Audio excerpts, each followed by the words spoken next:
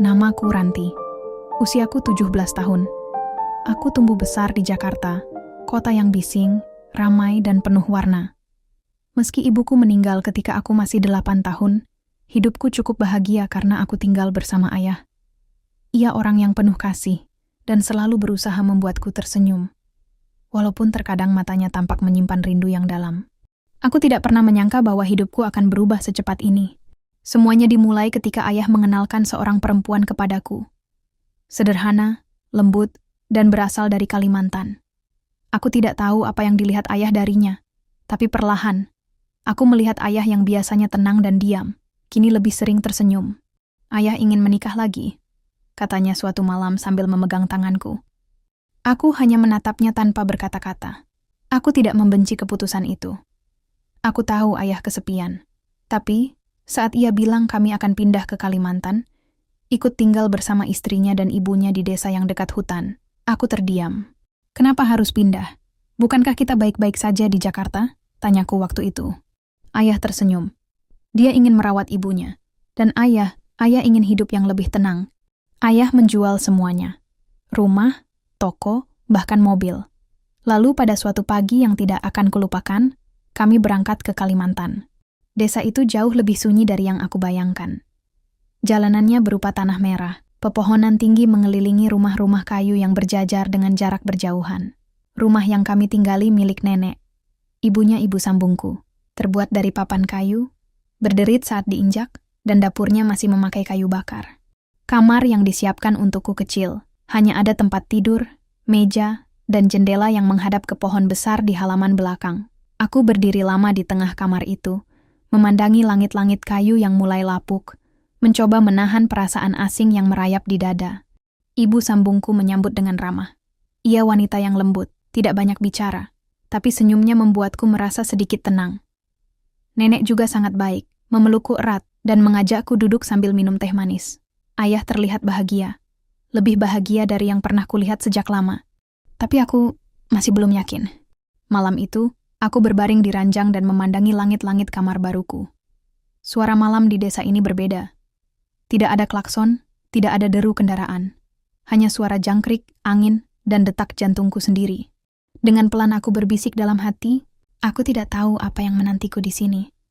Tapi semoga aku bisa belajar mencintai tempat ini, seperti ayah mencintainya. Dan malam pun berlalu dalam diam.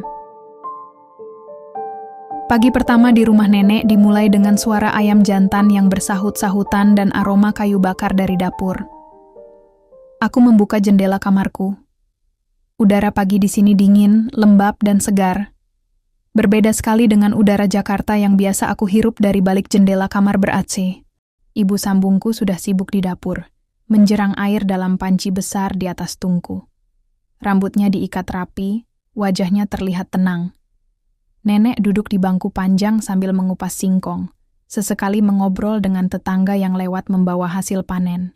Ayah duduk di teras rumah, menyesap kopi dari cangkir enamel yang terlihat tua tapi bersih. Ia menatap ke arah hutan dengan wajah damai yang belum pernah aku lihat sebelumnya. "Ayah suka di sini ya?" tanyaku sambil duduk di sampingnya. Ia mengangguk. "Lebih dari suka, ayah merasa pulang." Pulang? Padahal ini bukan tempat kelahiran ayah. Tapi mungkin hati ayah sudah lama lelah di kota, dan baru sekarang menemukan rumah yang sesungguhnya. Aku hanya diam, menatap pepohonan yang berdiri kokoh di kejauhan. Hutan itu tampak luas, rimbun, seperti menyimpan banyak cerita. Rasa ingin tahuku muncul. Aku ingin tahu seperti apa kehidupan di balik pepohonan itu. Tapi aku juga ingat ucapan nenek kemarin. "Jangan terlalu dalam masuk ke hutan, sayang, kau masih baru. Hutan ini belum mengenalmu." Aku tidak benar-benar mengerti maksudnya. Tapi aku anggukkan kepala, walau dalam hati aku belum berjanji akan menurut.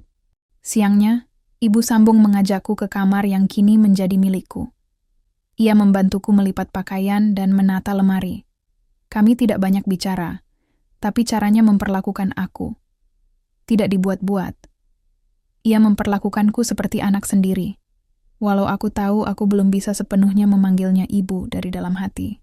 "Aku tahu ini bukan hal yang mudah," katanya pelan. Tapi kalau kamu butuh teman cerita, ibu ada di sini. Aku mengangguk. Kata-katanya membuat mataku panas, tapi aku tidak menangis. Aku hanya menjawab pelan, "Terima kasih." Pagi itu, embun belum benar-benar mengering saat aku keluar rumah. Hutan Kalimantan seperti menunggu, diam dan dingin, tapi entah kenapa menarikku lebih dalam setiap harinya. Aku ingat jelas pesan nenek malam sebelumnya. Ia bilang, "Ranti, hutan ini belum mengenalmu. Kau masih orang baru. Jangan berkata yang tidak-tidak. Pamali." Pamali. Kata itu berulang di kepalaku. Tapi rasanya semua ini berlebihan. Ini hanya hutan, kan? Aku berjalan menyusuri jalan setapak yang sempit, dikelilingi pepohonan tinggi dan akar-akar besar yang menjalar seperti penjaga tua. Angin berhembus lembut, menyentuh wajahku dan membuat rambutku berkibar. Langit tertutup daun-daun raksasa yang menyaring cahaya menjadi warna hijau keemasan. Aku berhenti di sebuah batu besar yang menghadap ke celah-celah rimbun hutan. Pikiranku masih dipenuhi pertanyaan. Seperti apa hidupku kelak di tempat ini? Tidak ada kafe, tidak ada mall. Hatiku tiba-tiba diliputi emosi. Kesal, bingung, marah, semuanya bercampur.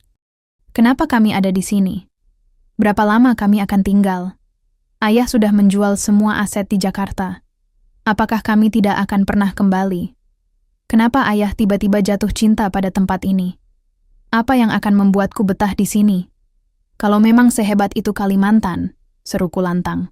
Waktunya tunjukkan pesonamu. Suara itu menggema. Aku mendongak menantang langit. Kalau benar pria-pria Kalimantan mempesona, datang dan buat aku jatuh cinta. Seruku lagi, lebih keras. Tiba-tiba semak-semak di sebelah kanan bergerak. Aku menegang. Seekor kelinci atau hewan lain? Aku melangkah, ingin memastikan. Langkahku terburu dan sebelum sempat sadar, tanah di bawah kakiku luruh. Aku terpeleset jatuh ke jurang. Tubuhku melayang dan gelap. Aku tak tahu berapa lama aku pingsan, tapi saat membuka mata, sinar sore menyilaukan wajahku, dan di hadapanku, seorang pria berdiri. Bukan sembarang pria. Tampan. Sangat tampan. Wajahnya seperti lukisan hidup. Kulitnya kecoklatan, rambut hitamnya menyapu dahi, matanya tajam tapi teduh. Ia berdiri dengan sorot mata aneh, seolah mengenalku, seolah telah menungguku. Aku tak bisa bicara, tenggorokanku tercekat, seperti mimpi. Dia menunduk, mengulurkan tangan. Jemarinya kuat dan hangat. Saat aku menyentuhnya, tubuhku seperti dialiri sesuatu yang asing, entah itu listrik atau perasaan yang belum pernah kurasakan sebelumnya. Tanpa sepatah kata pun, ia membantuku berdiri. Kaki kiriku sakit, tapi ia menopang tubuhku dengan lembut. Kami berjalan diam-diam, kembali menuju arah desa. Dan saat bayangan rumah-rumah penduduk mulai terlihat, ia berhenti. Aku menoleh, mencoba mencari kata. "Namaku Ranti," aku ingin bilang begitu.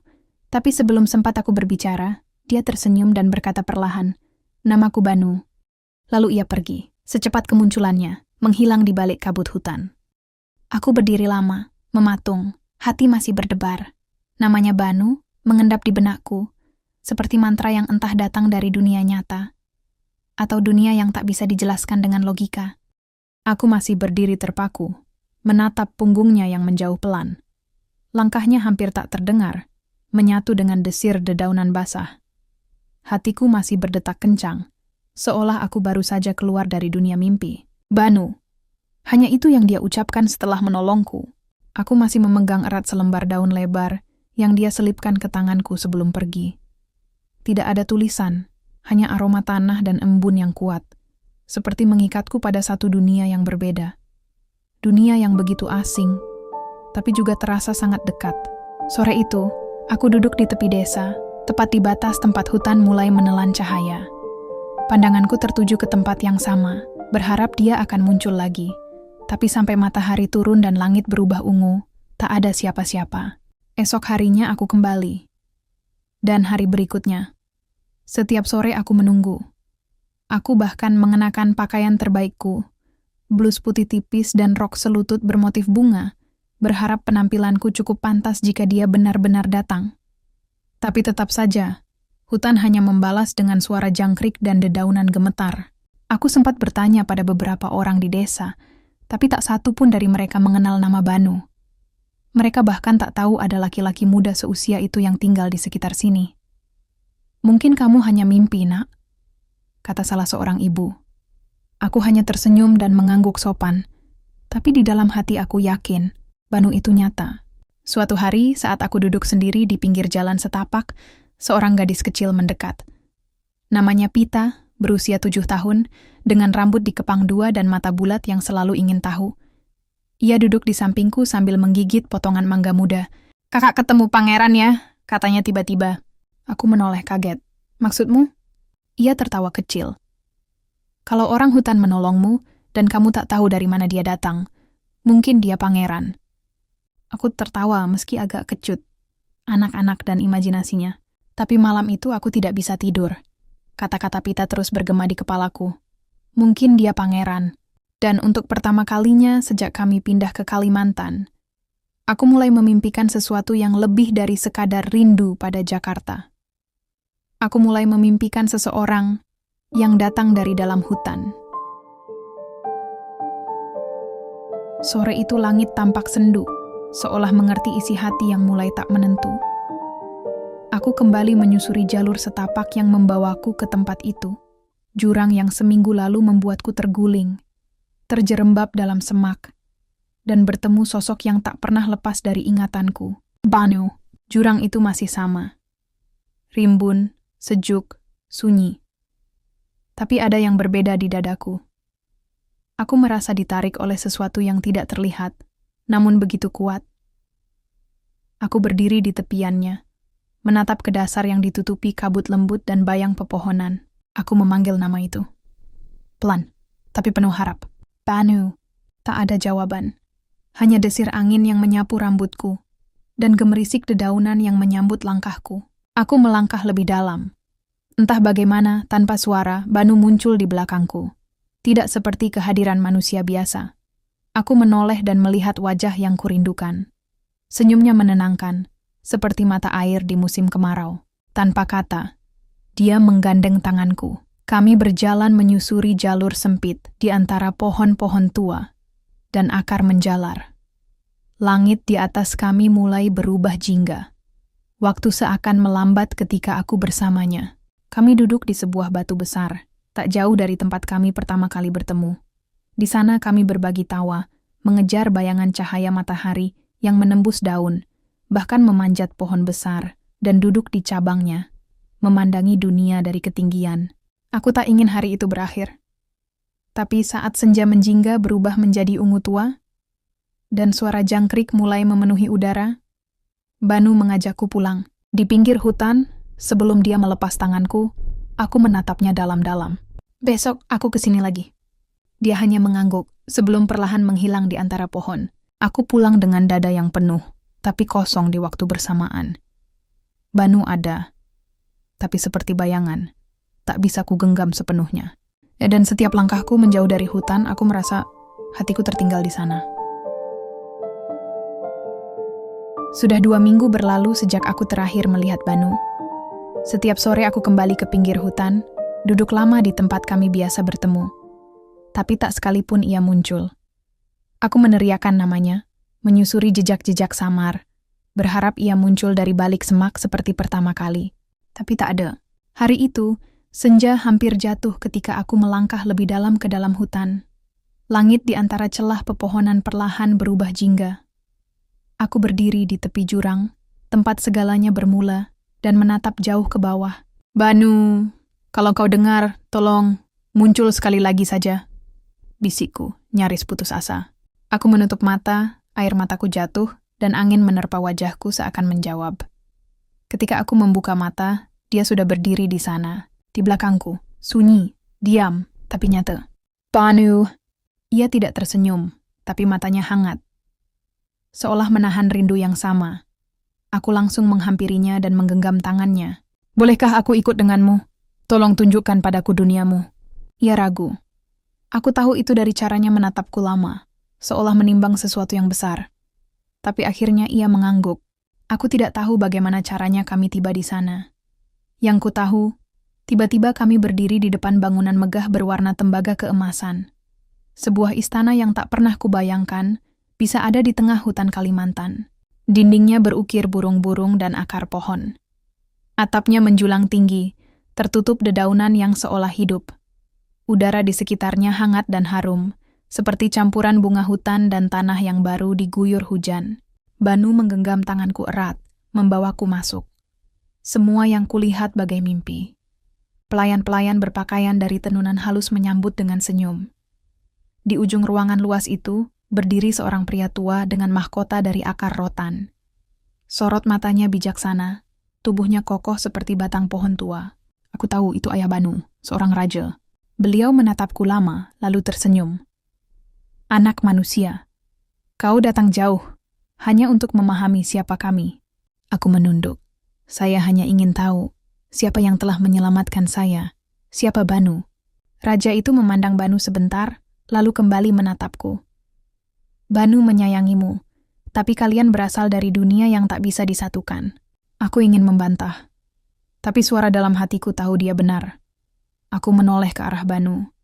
Ia memandangku dengan tatapan yang dalam. Ada sedih yang ditahan. Waktumu di sini tak lama, kata ayahnya pelan. Jangan sampai kau tak bisa kembali. Aku merasa lelah. Kakiku mulai lemas, dan pandanganku mengabur. Semua orang di sekitarku menjadi bayangan. Suara-suara menjadi gema, lalu gelap. Aku terbangun dengan teriakan orang-orang dan cahaya obor. Tubuhku terbaring di bawah pohon besar di pinggir hutan. Beberapa warga desa berlari mendekat, dan salah satu dari mereka memanggil ayah. Ayah segera memelukku, wajahnya pucat. Ibu dan nenek menyusul. Aku digendong pulang dalam diam. Semua mata penuh kelegaan sekaligus rasa bingung. Malam itu aku dibaringkan di kamar. Tubuhku menggigil. Nenek segera mengambil minyak merah Kalimantan yang khas. Ia memijat tubuhku dengan lembut, sambil berbisik dalam bahasa daerah yang hanya sebagianku mengerti. Tapi aku tahu, itu doa. Tak lama kemudian, pendeta dan majelis gereja datang. Mereka duduk mengelilingiku. Lampu temaram di kamar terasa hangat, dan suara doa mulai bergema. Meski Kalimantan kental dengan adat dan kepercayaan lama, tetapi warganya sangat beriman kepada Tuhan. Doa-doa mereka tulus, lembut, dan penuh kuasa. Ayah duduk di samping ranjang, menggenggam tanganku erat. Aku merasa tubuhku menjadi ringan, tapi hati ini masih tertambat di tempat lain.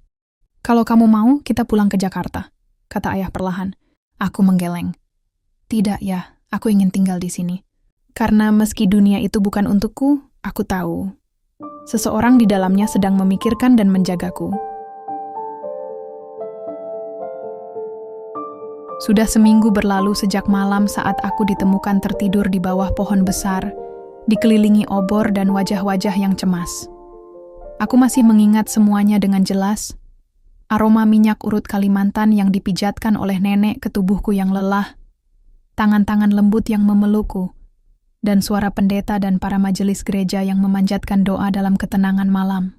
Tapi tidak ada yang bisa menenangkan gejolak rinduku kepada Banu. Aku tidak pernah menceritakan pada siapapun tentang istana itu, tentang ayah Banu yang bijaksana, atau tentang keputusan yang berat malam itu. Saat aku memohon untuk tinggal, Banu hanya menatapku dalam-dalam dan menggeleng pelan. Dunia kami berbeda. Ada batas tak terlihat yang memisahkan kami. Ayahnya, sang raja, menyentuh kepalaku dengan lembut dan berkata, "Kalau kau tetap di sini, kau akan kehilangan dirimu. Pulanglah nak, keluargamu sangat menyayangimu. Mereka sudah cemas mencarimu." Aku menangis malam itu, tapi aku pulang. Hari-hariku kini berjalan seperti biasa. Aku kembali sekolah di kota kecil ini. Ibu dan ayahku tak lagi bertanya banyak. Mereka bersyukur aku sehat dan baik-baik saja. Setiap minggu, kami rajin ke gereja. Nenek sering duduk bersamaku di teras saat sore, bercerita tentang roh-roh penjaga hutan dan tentang pentingnya hidup selaras dengan alam. Dan aku tidak lagi takut pada hutan. Setiap kali aku berjalan menyusuri jalur setapak bersama Pita, aku merasa aman. Kadang-kadang angin bertiup lembut melewati rambutku. Dan aku tahu, itu dia. Banu tidak pernah muncul lagi secara nyata, tapi aku tahu dia ada, menjagaku. Aku berjanji pada diriku sendiri, pada Banu, Dimanapun dia berada, aku akan merawat tempat ini. Hutan Kalimantan adalah rumahku sekarang. Aku bukan lagi sekadar gadis kota yang asing dengan alam. Aku adalah bagian dari tanah ini. Karena aku pernah dikasihi oleh seseorang yang bukan dari dunia ini. Dan cinta yang seperti itu tidak akan pernah hilang.